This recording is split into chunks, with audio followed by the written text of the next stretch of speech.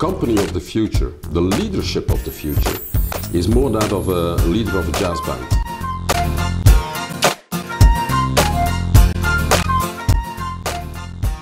Hello, Marc Timmerman. You are the talent manager of Hudson, a company which is active in the HR business. You advise company, you advise them for their recruitment policies.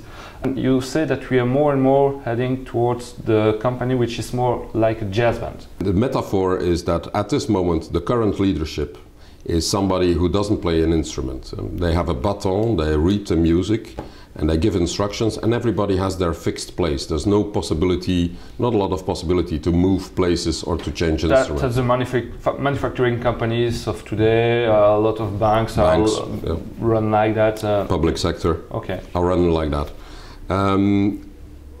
The idea is that the company of the future, the leadership of the future, is more that of a leader of a jazz band and the organization of a jazz band. How big or how small it could be, but it means that everybody plays his own instrument.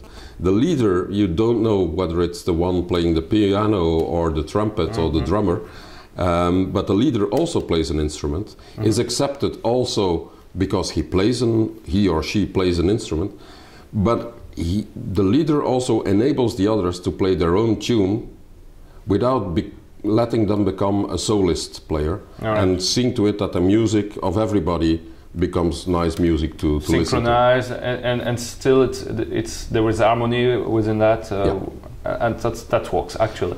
And very, very important, and that's also coming from our own research on what is now the leadership style that we should focus upon.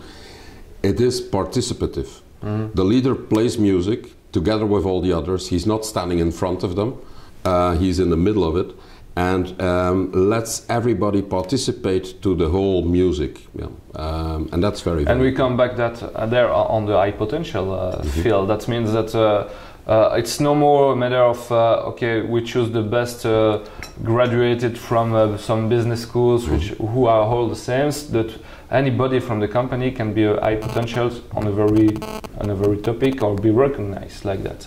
That's something which should be considered with other highs within company, would you say today, and why? Already since the 1950s, psychologists have seen that the correlation between having a high degree or a high intelligence score is not complete to be successful in an organization. Still, there were plans for hiring people and let them grow the ladder within the company, which was only based on intelligence and graduation, or maybe the score when they were. Well, maybe partly on intelligence, but also on how close are you to the current leadership? How can you be perceived by them? Do you think like them? Do you act like them? Are you no troublemaker within the company? Don't you speak too loud? Yeah, or if you're a troublemaker, but then make trouble like the CEO is doing, so then you get respect. Just amplifying what the CEO is saying. Yeah. Okay. The point we're trying to make also in the way we work with clients is that we need more diversification in kinds of people, kinds of ideas, and also one of the most undervaluated competencies that are really, really necessary are these interpersonal, intercultural skills and competencies to work together with people, to motivate them, to negotiate with people. So working with others through technology or face-to-face. Why is it more important than it used to be? Because we have heard that already 15, 20 years ago, but it's not applied the way it should today. Well, it's more important first, I think, because of the globalization. So we're working on multiple markets, small organizations, which wasn't the case. Small organizations can also work globally. Large organizations are the good ones, the best performing ones, are using multiple nationalities in their teams to get creativity and more interaction.